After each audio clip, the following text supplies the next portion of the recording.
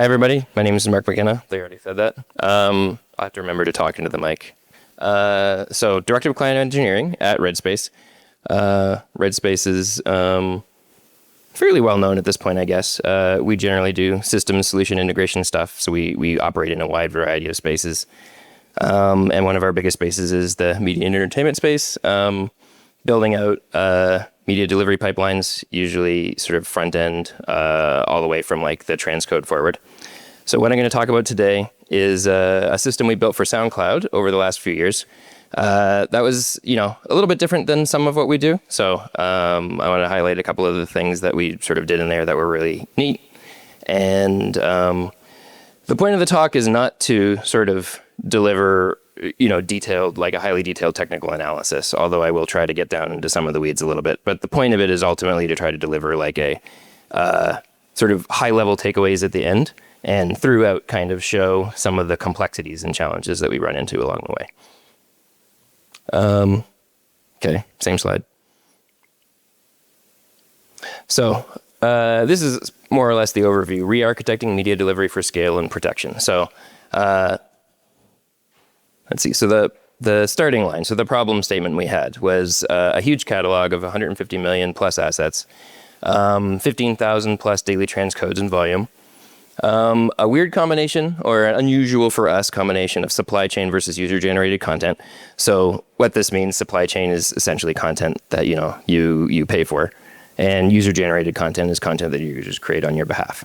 And it's often you need to treat these types of content differently because there's different rights associated with them. The owners of the content want different things done with it.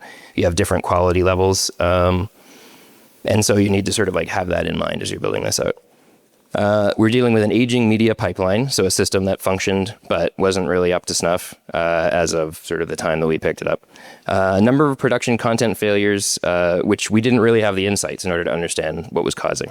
And sort of one of the more fun things we kick into is the highly variable roadmap question. So they didn't know what they wanted to do for the next 5 to 10 years. And so we needed to build something that was going to accommodate everything that they were looking for.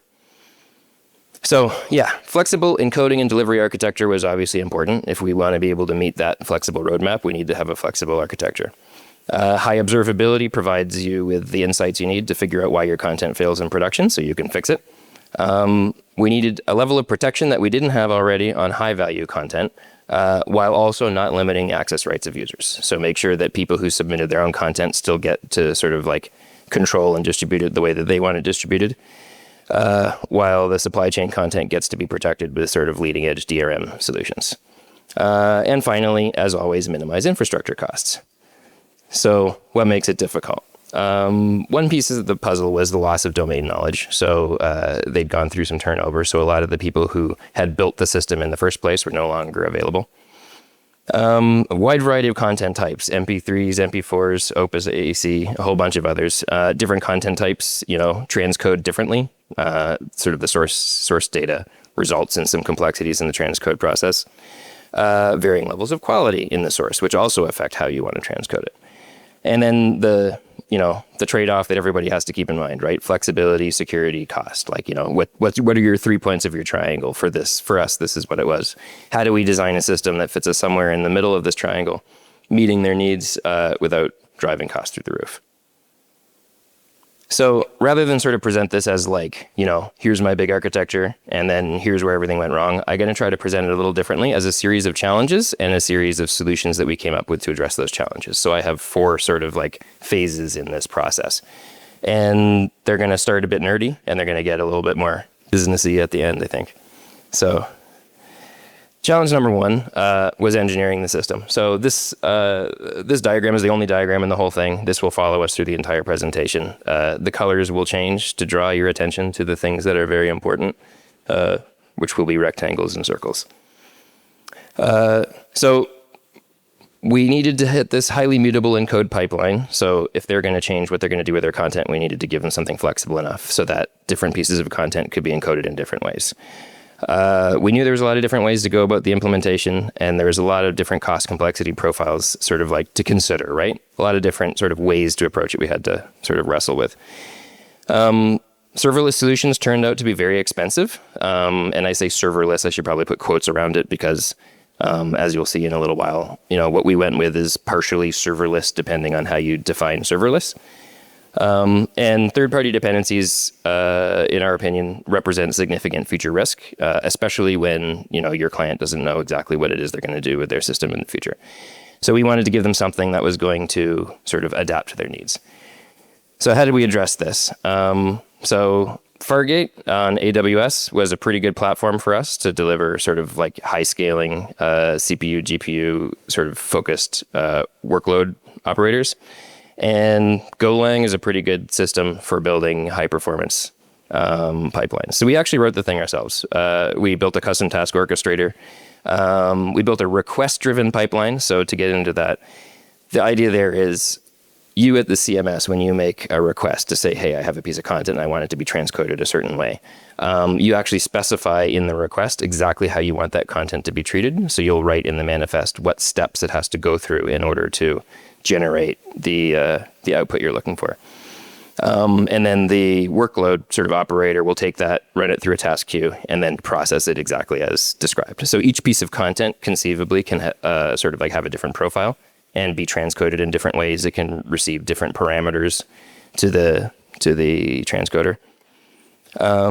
So Go gives us a high performance compiled sort of foundation, which rather than trying to use components off the shelf, helps us sort of get there faster. And it gave us full control over the scheduling and the pipeline implementation. So, it lets us do sort of what I was saying before, right? Let the CMS decide exactly how the content needs to be handled. And Fargate's not necessarily the cheapest possible option, but the administrative costs of it compared to trying to manage something bare metal turned out to be very favorable. And so this represents sort of a good, kind of cost complexity center point that we identified. Challenge number 2 is format selection. So this kind of dovetails with what the last people were talking about, but not nearly so innovative. Client support can be limited for different codecs. Quality and compression rates vary, and you need to get some good ones, but you still need your clients to be able to play the content. Different codecs have different licensing fee models, and those can be very prohibitive depending on what you're trying to do with them. And of course, we could always transcode into multiple different formats and serve them up, but that increases our costs. We have to sort of host multiple copies. We have to deliver multiple copies. It drives up CDN sort of multiplicity. So in the end, we went with HLS as the packaging, with FMP4 as the container model underneath that, and AAC as audio. So I probably should have said this up front, but this is SoundCloud, so it's audio only. We don't have to deal with video in this workflow. Why this choice? Licensing costs are low. Almost everybody, not quite everybody, supports AAC.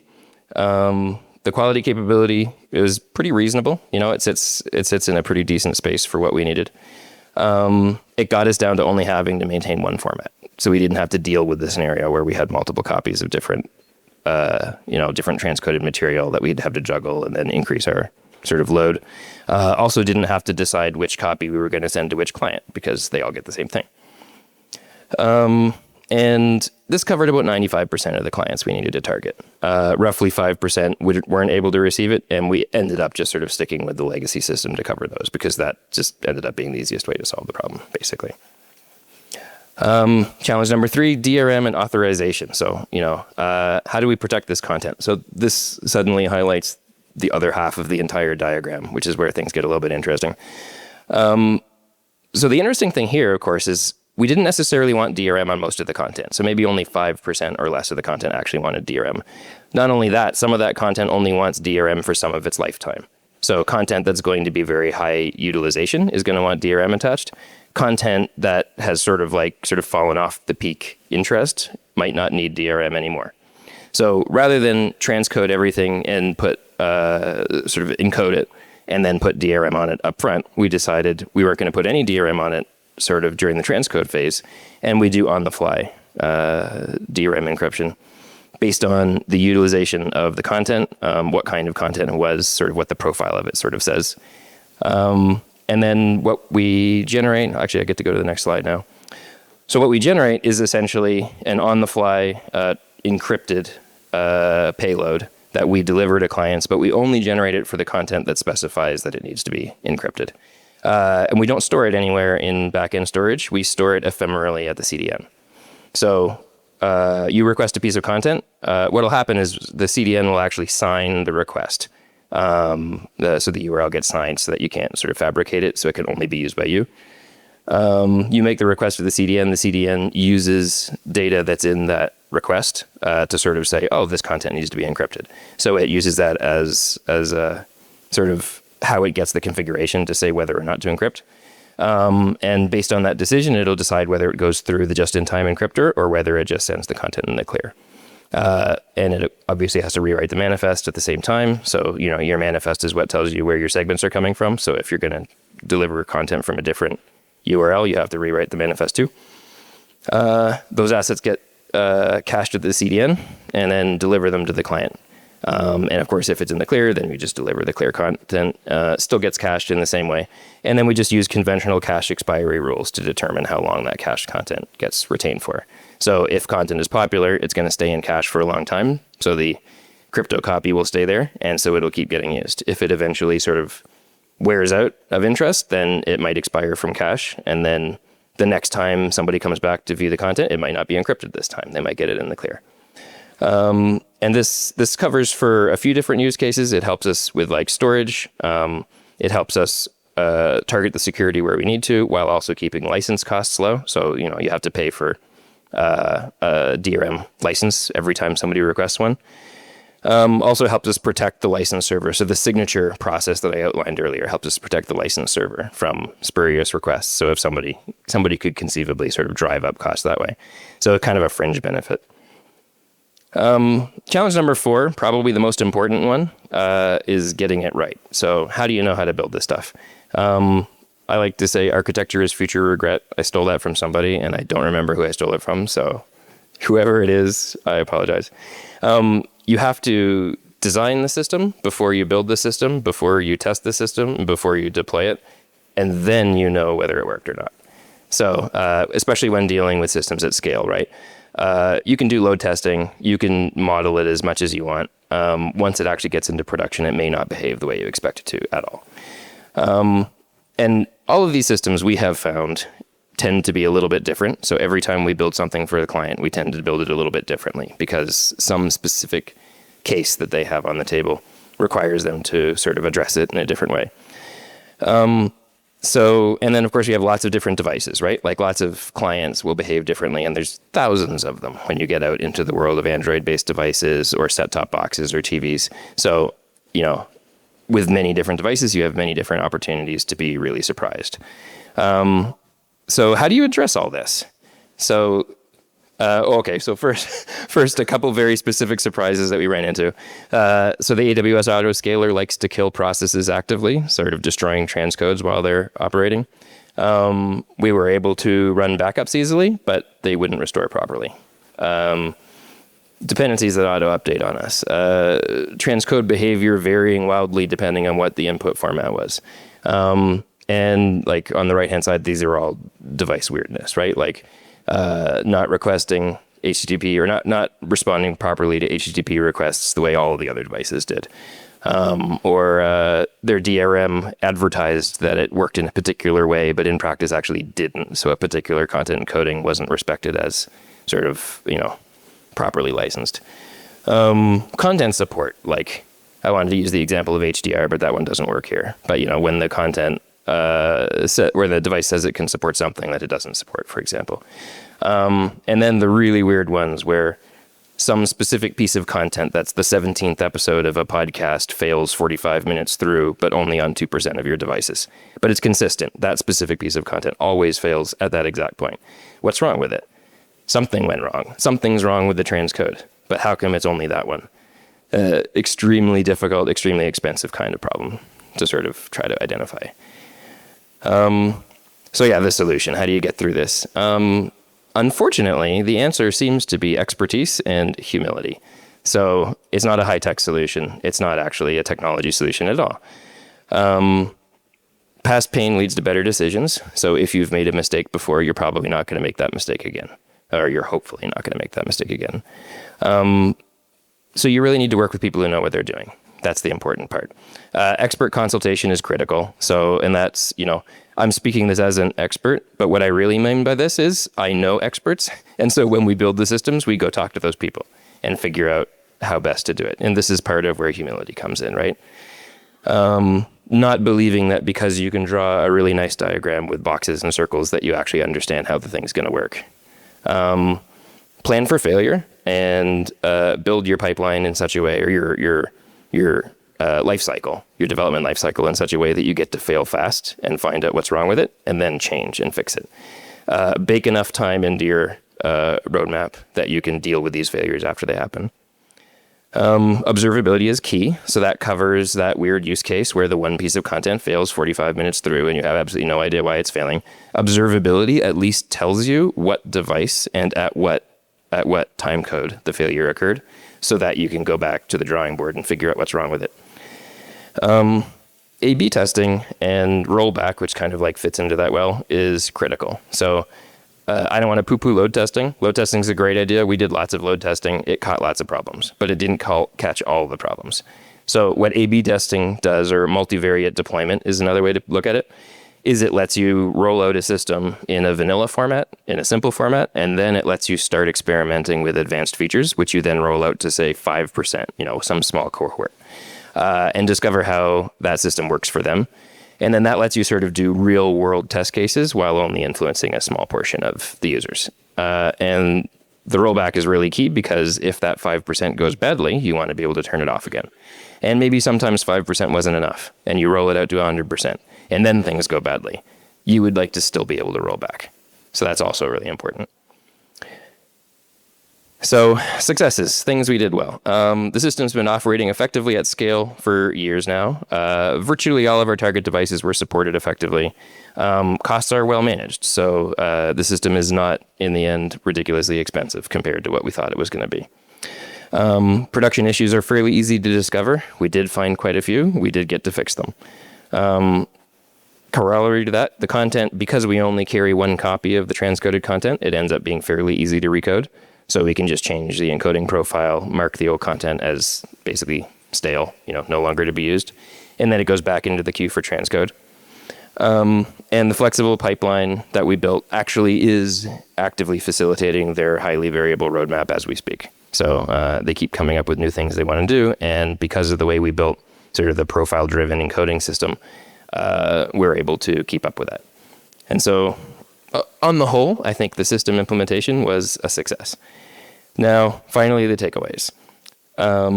Number one, three nerdy ones and one important one.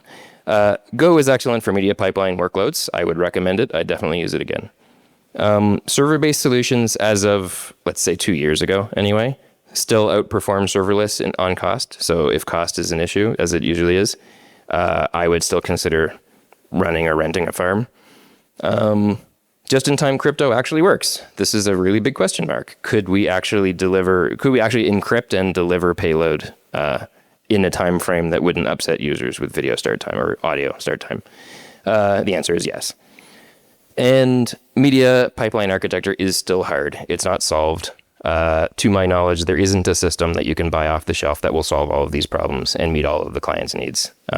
There are turnkey entry systems that are good. I'm not saying those systems aren't good, but at certain scales, when you're dealing with certain client needs or requirements, you're going to run into a wall where those systems can't meet those needs anymore. So we need to be sort of aware of the fact that there is still a role for people like me who design systems like that when people need them. And the final very big one is there is no substitute for expertise when it comes to building media solutions at scale. So if you have a system, if you have a problem like this, if you're trying to build something, talk to experts, make sure you get some input. Don't just go to somebody who says they have a turnkey solution and buy it. Find somebody who can help you properly vet that solution, make sure it actually meets your needs, and really get down into the weeds, because this is ultimately very much a weeds problem. And that's it. So QR code, if you want to get in touch with me, you can hit the QR code, or you can just talk to me right now. I was hoping to leave time for questions. I have 15 seconds left, so I probably won't stand up here and take any questions, but I will go to the back of the room and we can talk there. Thanks, everybody. Appreciate you.